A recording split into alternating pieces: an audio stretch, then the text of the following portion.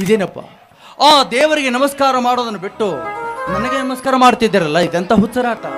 ಇದು ಹುಚ್ಚರಾಟವಲ್ಲಣ್ಣ. ಹುಟ್ಟುತ್ತಲೇ ತಂದೆ ತಾಯಿ ಯಾರೆಂದು ತಿಳಿದ್ರು ನನ್ನ ತಂದು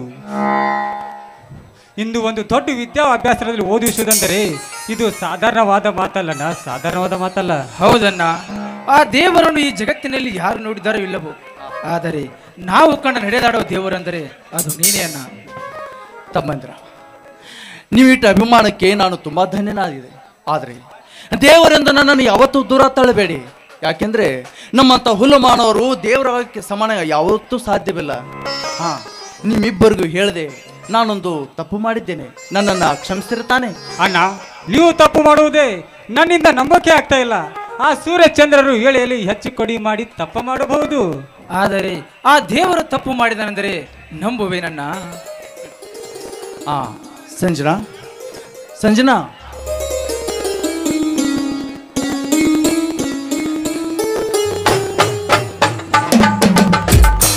ಸಂಜನಾ, ಇವನು ನನ್ನ ಹಿರಿಯ ತಮ್ಮ ಶಶಿಕಾಂತ, ಇವ್ ನನ್ನ ಕಿರಿಯ ತಮ್ಮ ಸೂರ್ಯ. ನಮಸ್ಕಾರ ಮಾಡಿ. ಇದೇನನ್ನ ಇವ್ರ್ಯಾರು? ನೋಡು ಸೂರ್ಯ, ಇವಳೊಬ್ಬ ಅನಾಥೆ, ತಂದೆ ತಾಯಿ ಯಾರೂ ಇಲ್ಲ. ಮೊನ್ನೆ ನಾನು ಸಿಟಿಗೆ ಹೋದಾಗ ಅಲ್ಲಿ ಒಬ್ಬ ಡಕಾಯಿತ ಇವಳನ್ನ ಪ್ರಜ್ಞೆ ತಪ್ಪಿಸಿ ವ್ಯಭಿಚಾರಕ್ಕಾಗಿ ಮಾರಾಟ ಮಾಡ್ತಾ ಇದ್ದ. ಅದು ನನ್ನ ಕಣ್ಣಿಗೆ ಬಿದ್ದು ಅವನನ್ನ ಪೊಲೀಸರಿಗೆ ಒಪ್ಪಿಸಿ ಇವಳನ್ನ ಮನೆ ಕರ್ಕೊಂಡು ಬಂದೆ. ಈ ಸಮಾಜದಲ್ಲಿ ಒಬ್ಬರ ಮನೆಯಲ್ಲಿ ಒಂದು ಹೆಣ್ಣು ಹಾಗೆ ಇದ್ದರೆ ಈ ಸಮಾಜ ಕೆಟ್ಟ ದೃಷ್ಟಿಯಿಂದ ನೋಡುವುದೆಂದು ತಿಳಿದು ಇವಳ ಕೊಳ್ಳಿಗೆ ತಾಳಿ ಕಟ್ಟಿ ಮನೆಗೆ ಕರ್ಕೊಂಡು ಬಂದೆ. ಇದೇನಪ್ಪ ನಾನು ಮಾಡಿದ ತಪ್ಪು? ನಮಗೆ ಗೊತ್ತಣ್ಣ, ನಮ್ಮನ್ನ ಯಾವತ್ತೂ ತಪ್ಪು ಮಾಡೋ ಮನುಷ್ಯನಲ್ಲವೆಂದು. ಅಣ್ಣ, ನಿನ್ನನ್ನು ನನ್ನ ಅಣ್ಣನೆಂದು ಹೇಳಿಕೊಳ್ಳಲಿಕ್ಕೆ ಹೆಮ್ಮೆ ಆಗುತ್ತಣ್ಣ. ಅದ್ಯಾವ ಜನ್ಮದ ಪುಣ್ಯವೋ ಏನೋ ದೇವರಂತ ನಿಮ್ಮ ಕೈಗೆ ಸಿಕ್ಕಿದೆ. ಇನ್ಯಾರ ಕೈಗೆ ಸಿಕ್ಕಿದರೆ ಈ ಅನಾಥನ ಗತಿ ಏನಾಗುತ್ತೋ ದೇವರೇ ಬಲ್ಲ ಅಣ್ಣ. ಯಾಕೆ ಸೂರ್ಯ, ಹುಲಿ ಅಂತ ಇಬ್ಬರು ನಿನ್ನ ಅಣ್ಣಂದ್ರು ನಿನ್ನ ಪಕ್ಕದಲ್ಲಿರುವಾಗ ನೀನ್ ಹೇಗಪ್ಪ ಅನಾಥನಾಗ್ತೀಯ? ಕ್ಷಮಿಸಿ ಬಿಡೋಣ ನನ್ನನ್ನು. ಎದ್ದೇಳು ಸೂರ್ಯ, ಕ್ಷಮಿಸುವಂತ ತಪ್ಪು ನೀನೇನು ಮಾಡಿಲ್ಲ. ಅದಿರ್ಲಿ ಅತ್ತಿಗೆ, ನೀವೇಕೆ ಮೌನವಾಗಿದ್ದೀರಿ? ಈ ಸುಂದರವಾದ ಸಂಸಾರವನ್ನು ಕಂಡು ಸ್ವರ್ಗದಲ್ಲಿ ಇದ್ದಂತೆ ಭಾಸವಾಯಿತು. ಹುಟ್ಟುತ್ತಲೇ ಅನಾಥೆಯಾದ ನಾನು ಒಮ್ಮಿಂದೊಮ್ಮಿಲೆ ಭಾವಗಳಾದೆ ಅಷ್ಟೇ. ಸಂಜನಾ, ಇಲ್ಲಿ ಯಾರೂ ಅನಾಥರಲ್ಲ, ಎಲ್ಲರಿಗೂ ತಂದೆಯಂತೆ ಆ ದೇವರಿದ್ದಾನೆ. ಅತ್ತಿಗೆ, ಇನ್ನು ಮುಂದೆ ನೀವು ಕೂಡ ಅನಾಥರಲ್ಲ, ದೇವರಂತ ಅಣ್ಣನಿದ್ದಾನೆ, ಮಕ್ಕಳಂತ ಇಬ್ಬರು ಮೈದನರು, ಇದೆಲ್ಲ ಇದ್ದು ನೀವೇಗೆ ಅನಾಥರಾಗ್ತಿರತ್ತಿಗೆ?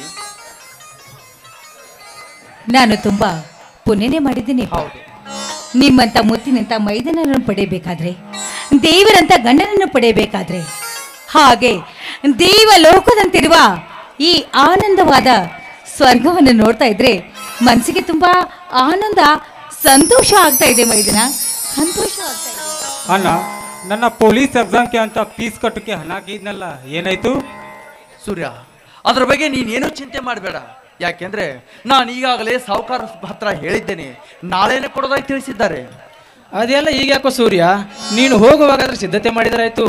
ಈಗ ಇದೇ ಸಂತೋಷದಲ್ಲಿ ನಾವೆಲ್ಲರೂ ಸೇರಿ ಒಂದು ಸುಂದರವಾದ ಗೀತೆಯನ್ನು ಹೊಡೋಣ, ಏನಂತಾರೆ ಅತ್ತಿಗೆ? ಅವ್ರೇನು ಹೇಳ್ತಾರೆ ಅಣ್ಣ, ಈಗ ತಾನೇ ಮನೆಗೆ ಬಂದಿದ್ದಾರಲ್ವಾ, ಸ್ವಲ್ಪ ನಾಚಿಕೆ ಅನ್ನೋದು ಇರ್ತೈತೆ. ನೋಡು ಸಂಜನಾ, ಇಲ್ಲಿ ನಾಚಿಕೆ ಪಡೋದಕ್ಕೆ ಬೇರೆ ಯಾರಿದ್ದಾರೆ? ನನ್ನ ತಮ್ಮಂದಿಬ್ಬರು ಇಷ್ಟು ರೀ, ಈ ಸಂತ ಸಮಯದಲ್ಲಿ ನಾವೆಲ್ಲರಿಗೆ ಅಡಿಗೆ ಮಾಡ್ತೀನಿ, ಆಮೇಲೆ ಊಟ ಮಾಡೋರಂತೆ, ಬನ್ನಿ. ತಮ್ಮಂದ್ರ, ನೀವಿಬ್ರು ಕೈಕಾಲು ತಳ್ಕೊಂಡು ಫ್ರೆಶ್ ಆಗಿ ಬನ್ನಿ. ಆಯ್ತಣ್ಣ. ನಡ್ರಿ ಅತ್ತಿಗೆ, ನನಗೂ ತುಂಬಾ ಹಸಿವಾಗಿದೆ. ನೋಡು, ಈ ಬಡವನ ಮನೆಗೆ ಬಂದಾಗಿನಿಂದ ನಿನಗೆ ನಾನು ಕಾಣಿಕೆಯಾಗಿ ಏನೂ ಕೊಟ್ಟಿಲ್ಲ. ನೋಡು, ನಿನಗಾಗಿ ನಮ್ಮ ಬಾಳೆಲ್ಲ ಹಸಿರಾಗಿರ್ಲಿ ಅಂತ ಈ ಹಸಿರು ಬೆಳೆ ತಂದಿದ್ದೇನೆ, ತಗೋತೀಯ? ಸರಿ ರೀ, ನೀವು ಪ್ರೀತಿಯಿಂದ ಏನೇ ಕಾಣಿಕೆಯನ್ನು ತಂದು ಕೊಟ್ಟರು ಅದು ನನಗೆ ಪ್ರೀತಿ ಕಾಣಿಕೆ ಅಂತ ಸ್ವೀಕಾರ ಮಾಡ್ತೀನಿ. ನೀವೇ ಕೈ ಹರಿ ತೋರಿಸಿ.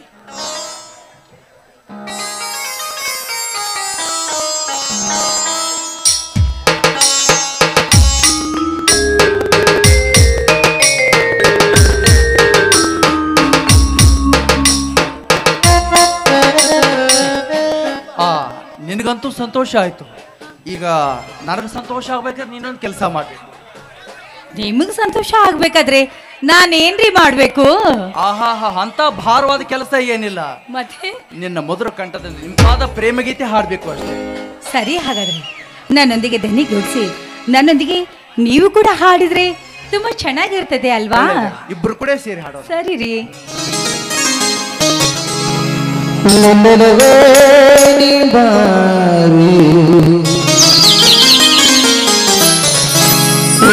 ಚಲುವೆ ಭಳಿ ಭಳಿ ಬಂದು ಸಿಗುತ್ತು ನೀರು ಸಿಗುತ್ತಿನ ಕಾಲಿಗೆ